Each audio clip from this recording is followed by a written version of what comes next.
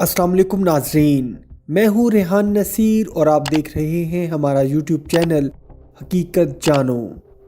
दोस्तों, टीवी के मुख्तलिफ रियलिटी शोज़ में आपने लोगों को कीड़े मकोड़े खाते तो ज़रूर देखा होगा, लेकिन क्या आने वाले दौर में हर शख्स की खुराक में ये कीड़े शामिल हो सकते हैं? जी हाँ नाजरीन, कुछ ऐसा ही है जो आने वाले दौर में हकीकत बन सकता है। लेकिन कीड़े इंसान की खुराक का हिस्सा कैसे बनेंगे, इसकी दिलचस्प हकीकत आज हम जानेंगे आज की इस वीडियो में। लेकिन इससे पहले अगर आपने हमारे चैनल हकीकत जानो को सब्सक्राइब नहीं किया तो बराह करम सब्सक्राइब ज़रूर कर लीजिएगा और साथ ही साथ बेल के निशान को भी दबा दीजिए ताकि ऐसी ही हकीकत से भरी वीडियोस नोटिफिकेशन आपको मिलता रहे। दोस्तों, institute of biological, environmental and rural sciences के साइंसदान कीड़ों को जानवरों और इंसानों के लिए खुराक के मुमकिन काबिल कदर जरिए के तौर पर देख रहे हैं। ये काम वैल्यू सेक्ट का है जो कीमती कीड़ों से मुतल्लिक एक आलमी मंसूबा है जिसका मकसद कीड़ों पर मबनी मसनूआत की पायदार पैदावार और उसके अमल को बेहतर बनाना है। मैक्सिको, चीन और घाना जैसे ममालिक में कीड़े लोगों की रोज़मर्रा खुराक का हिस्सा हैं।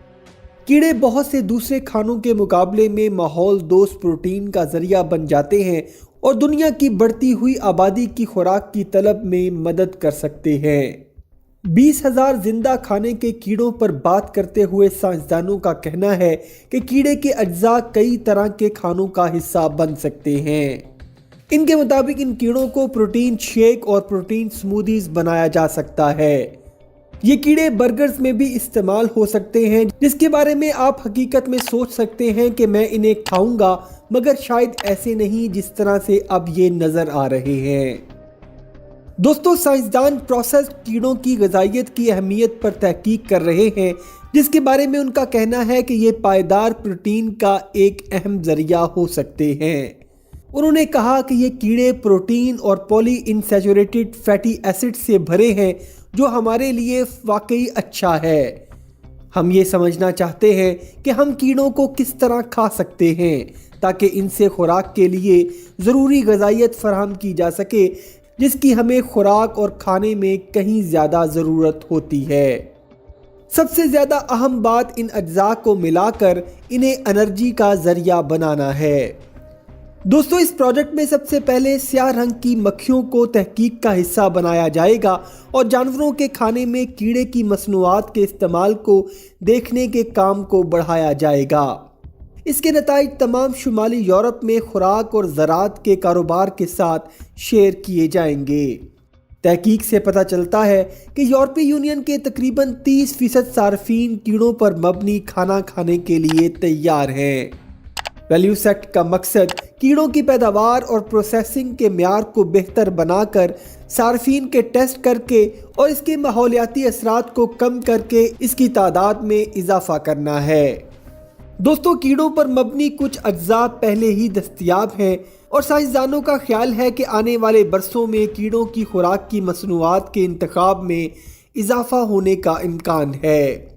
वो मज़ीद कहते हैं कि आप इस हकीकत को नहीं छुपाएंगे कि खाने में कीड़ों की प्रोटीन होती है, लेकिन उन्हें लगता है कि एक रिवायती टिड्डी खाने का ख्याल किसी ऐसी चीज़ से कम दिलकश है जो किसी ऐसी मसनूआत में है जिसकी साख्त कदरे मुख्तलिफ और आम खाने जैसी है।